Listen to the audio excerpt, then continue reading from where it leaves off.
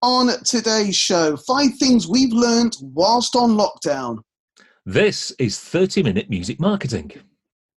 30-minute music marketing for musicians who want to get better at marketing their music. Hi, I'm Greg. Hello, I'm Sheldon, and this is 30-minute music marketing, the show for independent artists and DIY musicians who want to get better at marketing their music. Hello to everyone out there in lockdown land.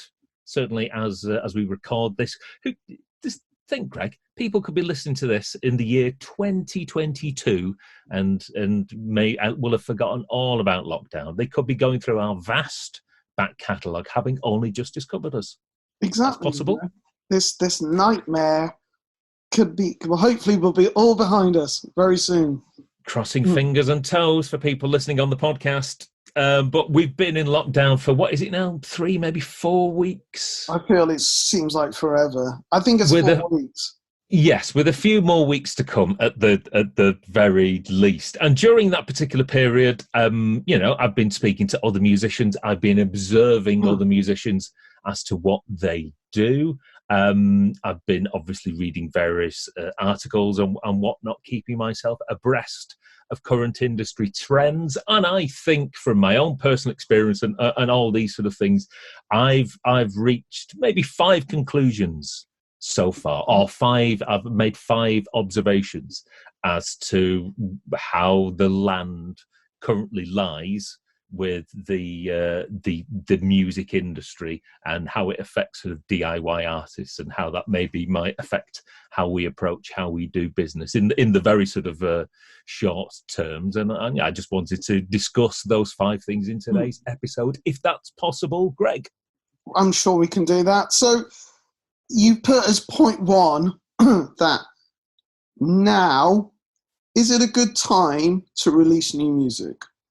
It possibly isn't.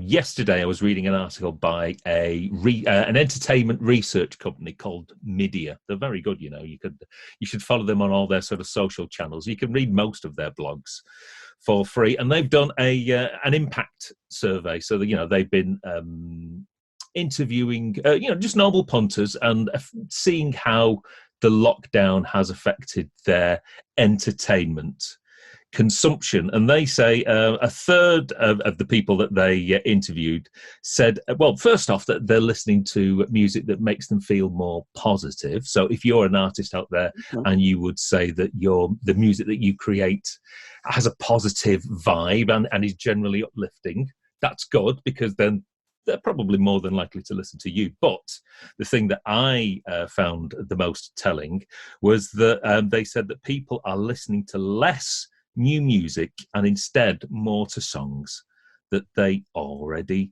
know. Although new releases have every chance of making you feel positive, this is the crunch. Familiar music with positive memories guarantees the feel-good factor in a way that unfamiliar music cannot. So in other words, people are turning to the hits that they know and love because those existing hits have associations and connotations to earlier times, probably earlier times when they were young and they were happy, or from significant life events. And in a certain way, I'm sort of currently doing that with films at the moment. I'm currently going through all my classic films on DVD and Blu-ray, just because I want to watch something of an evening that I know 100% is going to give me some nice feels, rather than just ploughing through the TV and watching something random. I want something that I know is going to be not only quality, but will make me feel better, guaranteed, at the end of it. So people are generally turning to their back catalogue faves over and above new music. So if you're releasing new music out there, or maybe intend to do so in the coming weeks and maybe short-term, months, maybe now's not necessarily a good time to do it, because people won't be paying as much attention, and also B, that music is going to be associated with maybe, in the future, possibly not the best time of their lives, one could suggest. So, and they're focusing on a known entity that gives them, I suppose it's a bit like going to see a band play live and they suddenly go, oh, we're going to play a load of songs off the new album. Rubbish! Get off! Oh no, we want the hits. We want the familiar hits. stuff. The stuff that we know and we love. So, again, if you're a DIY artist, really all you should be doing proactively is plugging your biggest and best singles, because your audience will, that's really what they want. It's funny enough, I've got a feature on my band's social medias where I just sort of do every week. I'm like compiling a hits package, all the big hits. They get like 20 minutes of hits, all existing sort of music videos or live videos, and I'm just giving them the best and giving them their favourites on a weekly basis. And we, strangely enough, we do have a couple of new tracks in the can, as they say, almost. But I've no intention of releasing those, just because now is not the time. It kind of makes sense when you're saying that. Ultimately, do you want to be remembered? This song to remember that time when things were pretty well, not terrible, but pretty. It's not the best, is it? So so maybe think less about new stuff, give people the stuff that they know and they love, and gives them the feels. What would happen if someone had planned to release a single now? Would you tell them to can it or still go through it? Well, it depends how far they are along in the release cycle. I mean, it may well be beneficial, if you've got something scheduled to drop on Spotify in a fortnight, it may well be that you maybe take the hit this time round, pull the release, and just schedule it for when there's happier times ahead, as it were. That's it. That's a good point. So, number 2, the lockdown. Do you think it has created a level playing field? I do. The continuing entertainment that is happening at the moment. So a lot of radio broadcasts and a lot of TV shows that are continuing, they are broadcasting in situations that are not dissimilar to what we're doing at the moment, Greg, from our own boudoirs and living rooms and spare rooms. So, there are national radio broadcasters and national TV broadcasters that are doing pretty much what we're doing here. I've got an external microphone. I'm using the internal camera on my rather old MacBook. And the people that are on TV and the people that are on still broadcasting on radio, chances are they're doing exactly the same things, broadcasting from their own living rooms and abodes. And I think in a lot of people's minds and a lot of perceptions are going to be changed. As in, there are still some people out there that think that people who, if media isn't of the highest possible quality, broadcast, in big TV studios or big sort of radio studios, that it has less value. I did a marketing presentation in Birmingham last year, and I was talking about sort of live streaming, and there was one particular person who suggested that somebody streaming from home or broadcasting maybe from a gig in, just using a phone was of, because it was of less quality, it had less validity and less value than something that was, that had high fidelity and perfect picture resolution. And I tried to argue at the time that the only example I could give back then was in terms of news and news contributors. You often get a lot of people, so what would have been Skyping or Zooming in from their own sort of offices and studies. So you get people, interviews with people in the same way that we're doing now. But that was mostly sort of confined to the news, and that was the only argument that I could give this particular person, and just say no. In some spheres of I call it entertainment, but that the home DIY approach of doing things was valid in that particular respect. But you turn on the TV now, and pretty much everyone who's still broadcasting, and broadcasting maybe like a daily show or a weekly show, or maybe some people doing the news, and there's lots of people from radio stations, they're all doing it at home. So I think on a grand scale,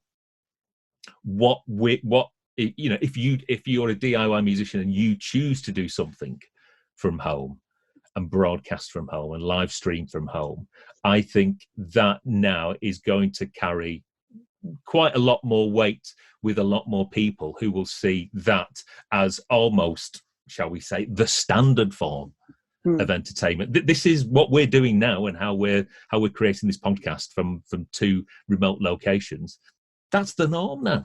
And I think that I'm not necessarily saying that that's the way that things will carry on, but as we choose to do that, and as people continue maybe to live stream from their kitchens and their front rooms, that is, people are going to look upon that as the norm and how things are done, and less people will look down on it. So that will have more validity and more value long term. One of my clients asked, with the recent thing over the weekend with Lady Gaga and those kind of concerts in your living room, so to speak, how do you compete with people like the Rolling Stones for attention?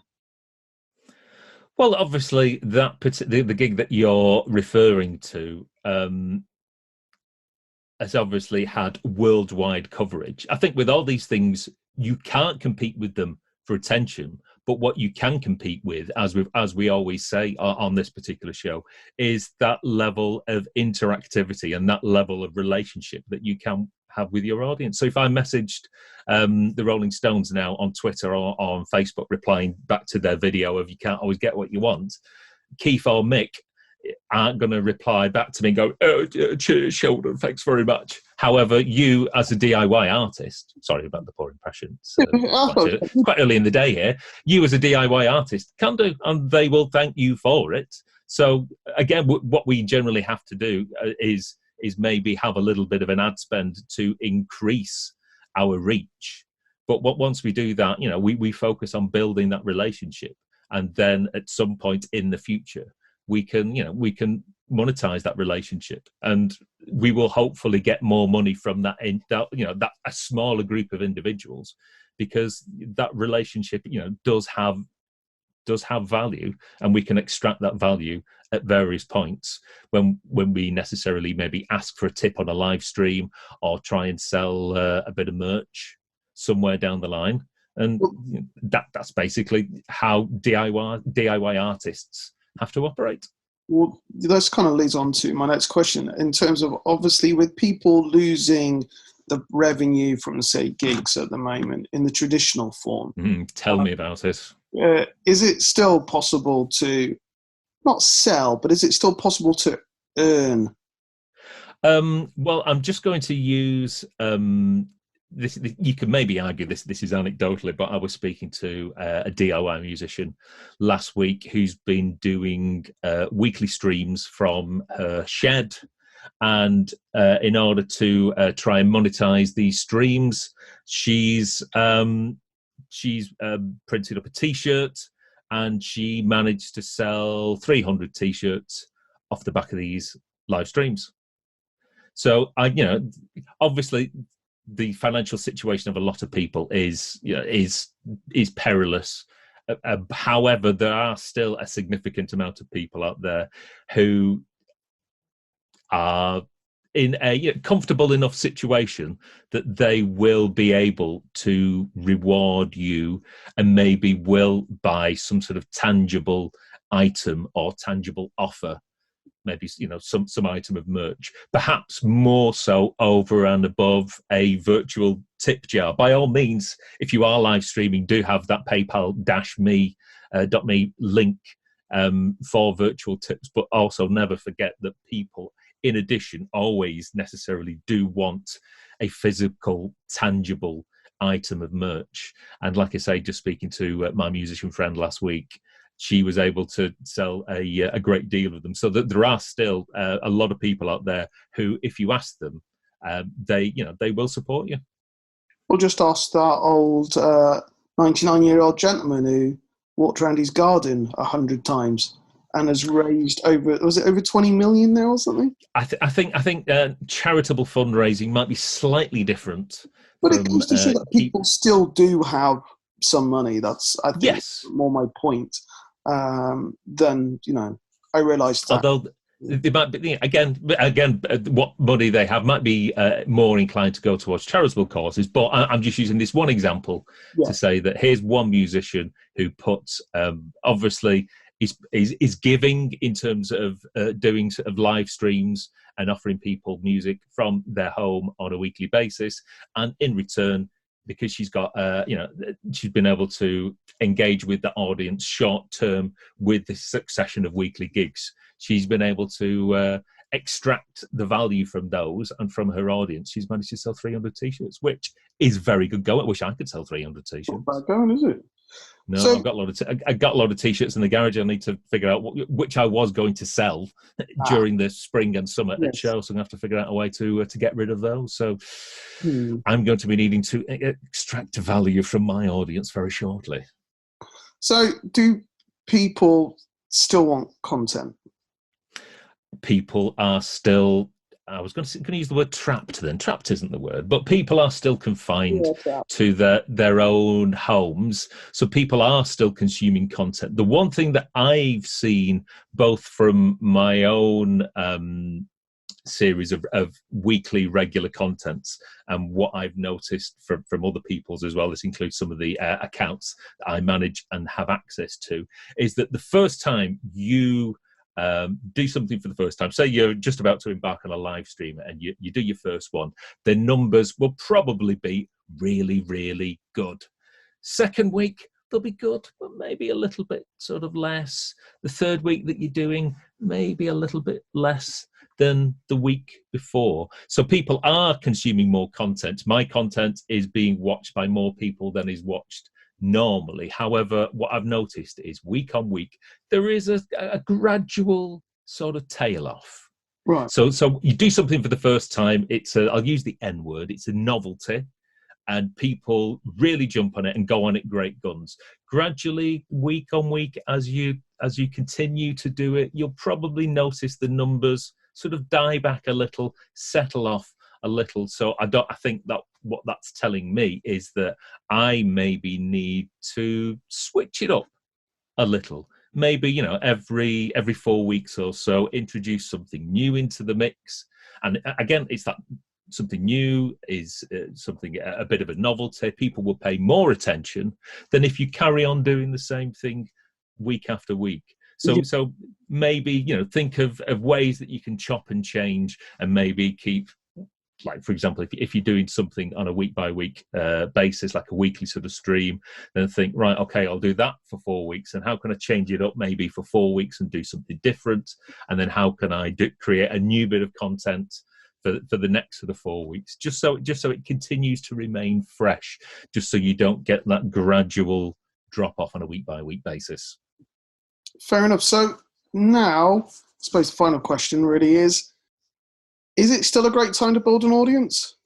I would say yes. This content that I'm creating on a week-by-week basis, I'm putting a little bit of an ad spend behind it. And what I mean by a little bit is about £40 a week. And I was doing some rough back of the packet mathematics and doing some adding up, and I've increased my Facebook audience, which is my biggest social media audience, by 650 people in the past 28 days, which is pretty darn good. But with the same amount of ad spend, I might see a little reduction on that. But if over the course of 2 months, I can increase my following on one particular platform by 1,000 people, that's pretty good going, I think. And again, I'm not necessarily going to, let's use the word, extract the value from those people sort of straight away. I'm going to continue to entertain them and engage with them on the basis that if at the end of this I can come out with a much larger audience that I can sell tickets to future shows to, then that's going to benefit me certainly long term. So I'm probably going to be taking a short term hit, spending a little now to try and increase the size of my audience, because it seems to be cheaper to do so, because as we've said on this show before, because there's less advertisers about, our marketing spend goes that much further. So if you're running any paid traffic ads, your ads are going to be reaching more people for the same amount of money. And so now is a great time for me to create content, put a little bit of ad spend behind it, increase my audience, and I'm going to use that increased audience at points in the future. And again, I'm advertising mainly to people where I'm going to be doing shows over the next 18 months, and then extracting the value by trying to get those people to a ticket when we're back gigging again, Greg. Which will hopefully be sooner rather than later. So hopefully, again, you've got a bit of time to engage with more people. You've got hopefully a little time to create some more live streams, some more sort of content. Now's a great time to build that audience, engage with that audience with half a mind on what's going to happen in the future, when you can hopefully be in a position to sell to them if you don't want to necessarily sell to them at this moment in time. So what are your thoughts on the current lockdown situation? Have you seen any dividends to your I'm talking to the viewers obviously here and the listeners. Oh right, sorry, I thought you were talking to me, Greg. So in terms of how have you seen any positive effects of this on your musical endeavors? Have the numbers on your socials increased? Have you focused more on the socials than you have been doing of late? And are you getting more engagement back from your audience? Let us know. So remember to hit that subscribe button, bell, wherever it may be. It'll probably be somewhere on the screen, and we shall see you again, same time, same living rooms next week. Cheers. Bye. Take care, everyone.